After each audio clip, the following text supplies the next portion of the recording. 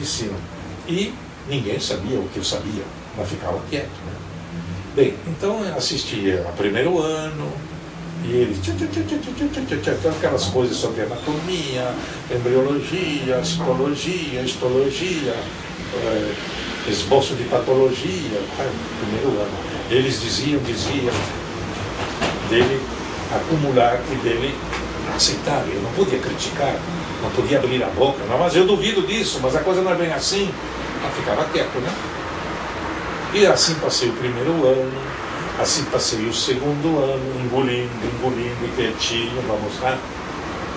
Mas muita coisa que eles diziam não, era escandalosa, era absurda, era dogma. Passei o terceiro ano e finalmente entrei no quarto ano, em que o aluno começa a fazer contato com a prática, com o hospital. Foi aí que entrei em parafuso. Isto é, quando eu vi que eles aplicavam diretamente no ser humano toda aquela baboseira dos 3 primeiros anos e tratavam o ser humano como uma máquina, explicava tudo cientificamente. Dissociado do componente espiritual, tudo era laboratório, tudo era exame, tudo não sei o quê, tudo sintoma, tudo interpretação, tudo lógica, razão, ele entrou em parafuso. Bem, o que eu fiz rapidamente para concluir? Eu simplesmente, eu disse assim para mim mesmo, eu não vou continuar estudando medicina, vou desistir.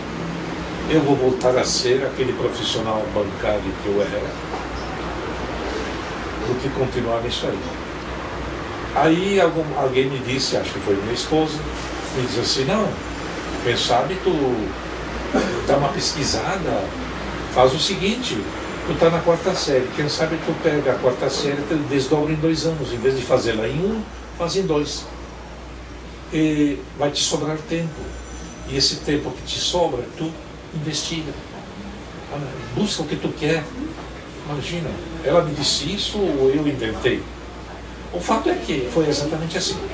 Eu parei, em vez de fazer 8 cadeiras na 4ª série, fiz 3, 4, as mais simplórias, e as outras eu me desliguei. Então desdobrei a 4ª série em 2 anos, e me sobrava tempo. E nesse tempo que sobrava começou a revisão crítica. E por que isso? E por que aquilo? E por que aquilo outro? E por que em cima? E por que embaixo? E por que de um lado? E por que do outro?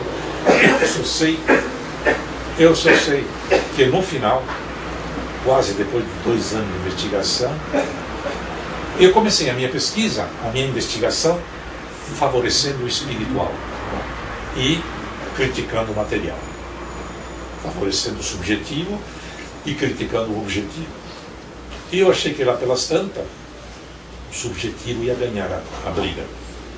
Mas eu cheguei num ponto que eu percebi que nem o objetivo, nem o subjetivo tinham razão. Foi outra crise. Disse, nossa, vou desistir, chega. Não, acabei não chegando a parte nenhuma. Mas foi aí que aí sim me deu o famoso Satori. Já ouviu falar do Satori? O vulcão. O Satori é uma espécie de autorrealização, uma iluminação, uma explosão que te dá por dentro e que tu de repente te depara com um mundo que é completamente diferente. Então aconteceu comigo isso e percebi nítida e claramente onde que estava o dilema. E o dilema estava no ego. No desgraçado do meu ego, no desgraçado do meu pensamento que ao invés de me ajudar, me enganava. Em suma, foi uma transformação fantástica. E curiosamente, depois dessa, eu voltei a estudar medicina. Mas desta feita já não mais com conflito. Ou seja, deixei que ele informasse, tomava nota, registrava, fazia as provas. Ficou, quer dizer, eles continuaram dando as horas. Eu nunca briguei, mas fiquei na minha. Sim, está bem, pode me informar, pode, né? Mas aquilo que eu vivenciei é meu. E eu tenho certeza que a minha vivência é a correta, é exatamente a que vou aplicar nos meus pacientes quando me derem o diploma.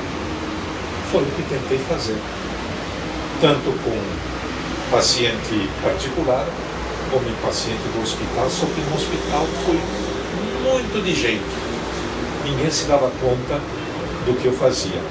Apenas se perguntavam, como é que o Dr. Bono consegue efeitos tão...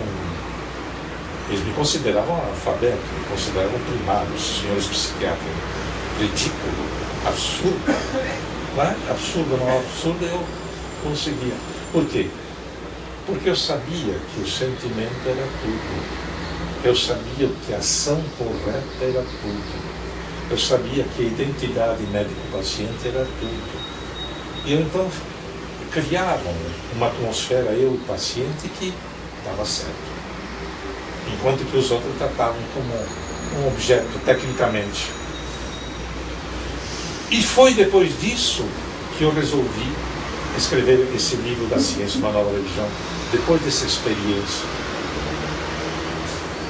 E o livro foi lançado depois da minha formatura. E lá eu praticamente faço uma verdadeira revolução em termos científicos. Baseado nisso e baseado em todas aquelas coisas que eu tinha tomado conhecimento antes de entrar na medicina. Mas sempre fiquei assim, né? sempre humilde. Não, mas não tinha o que fazer, não adiantava. Eu clamar ou gritar para um colega, mas vocês não estão se dando conta, não sei o que. Blá, blá, blá. Ao contrário, eles ficaram sabendo do livro da existência, eles ficaram sabendo da existência do livro da ciência e liam um trecho para mim, na minha cara, para me ridicularizar. Como é que você disse uma coisa dessa? Isso é absurdo, doutor Bono. Faz de conta que é ficçãozinha, dizia para eles. Faz de conta, ficava assim, não questionava, não criticava. E depois quando você tinha que fazer um jogo de cintura para levar essa questão profissional. Quando escrevi Antipsiquiatria e Sexo, uma colega de psiquiatria, que praticamente foi ciência, quase me bota para a rua. Tão revoltada que ela estava com aquela ousadia minha de ter falado mal da psiquiatria e da psicanálise. Onde já se viu? Isto que o tio dela era diretor do Instituto de Psiquiatria lá no próprio São Pedro. Mas a ver com o filho. Então essa foi uma experiência. Depois a ufologia veio enriquecendo, tudo ficou enriquecendo o seu conceito atual, né, da vida, da ciência, da ufologia, né? Se cometi pecado, paciência. Se tem alguma virtude, ótimo. Na verdade, pelo que veio pela sua obra, né, você tem uma obra muito contribuidora para conhecimento, para a ciência. Na verdade, é uma coisa que deveria ser melhor divulgada, né? Ao contrário, me fecharam todas as portas das editoras no Brasil inteiro, depois da publicação desse livro aqui, e daquele ali. Aquele ódio assim, parece que algo se levantou. Claro que se levantou. Os famosos aliados dos alienígenas nefastos. Os famosos terrestres aliados do alienígenas nefastos, que eu chamo eles de anti-humana raça. Chega. Tá bom, agradecemos a oportunidade que tivemos aí com o nosso amigo Dr. Ernesto Bono, tá? E será até uma próxima. Dá certo. Vou ligar aqui já.